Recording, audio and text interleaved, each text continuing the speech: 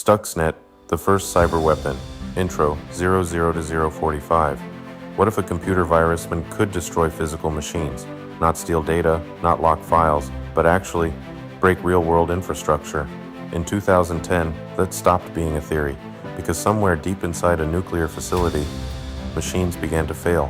Not all at once, not in a way anyone could immediately explain. They simply started destroying themselves.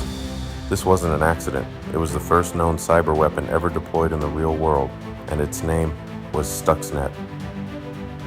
Part 1. The target, 045 to 2. To understand Stuxnet, you have to understand its target, Iran's nuclear program, specifically a facility known as Natanz Nuclear Facility. This wasn't just any industrial site. It was responsible for enriching uranium, using thousands of high-speed centrifuges. These machines spin at extreme speeds, separating isotopes with microscopic precision.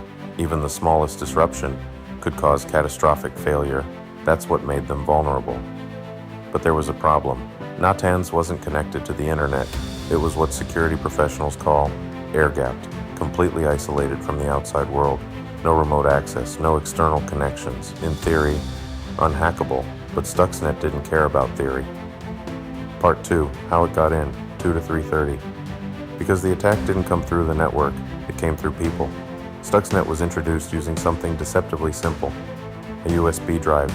Someone, somewhere, plugged it into a system inside the facility, and that was all it needed. Once inside, Stuxnet began to spread quietly, moving from machine to machine. It exploited multiple zero-day vulnerabilities, unknown flaws in Windows systems. These weren't amateur techniques. This level of sophistication suggested something much bigger, a nation-state operation, carefully designed, highly targeted, and incredibly patient, because Stuxnet wasn't trying to cause immediate chaos. It was waiting. The Part 3. The weapon activates, 3:30 to 5:30. Once Stuxnet reached its true target, it changed behavior. It wasn't interested in every system, only very specific ones. Industrial control systems made by Siemens, systems that controlled centrifuges.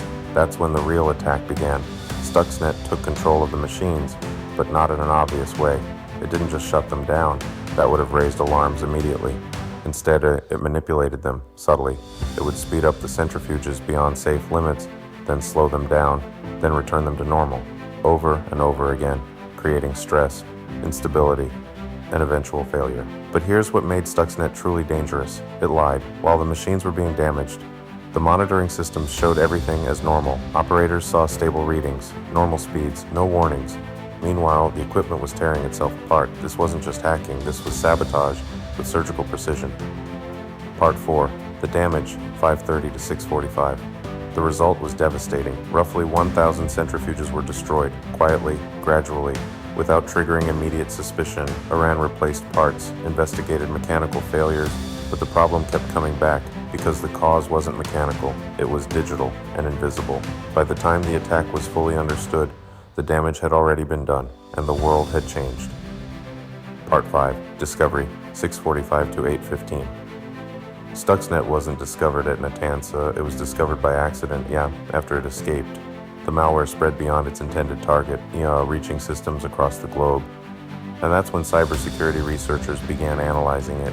And what they found has shocked them. This wasn't typical malware. It was modular, stealthy, highly specialized, designed not just to infiltrate, but to physically destroy. Experts quickly realized this level of development required significant resources.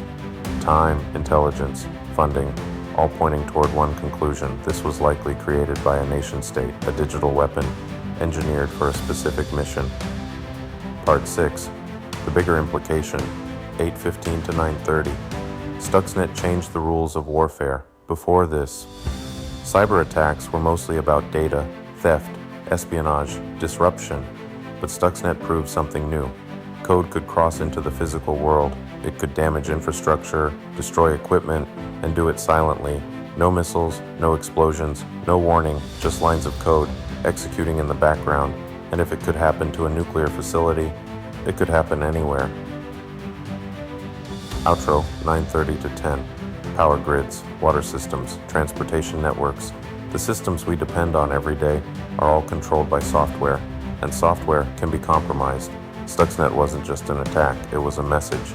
The future of conflict won't always be visible, because the most dangerous weapon might already be inside the system.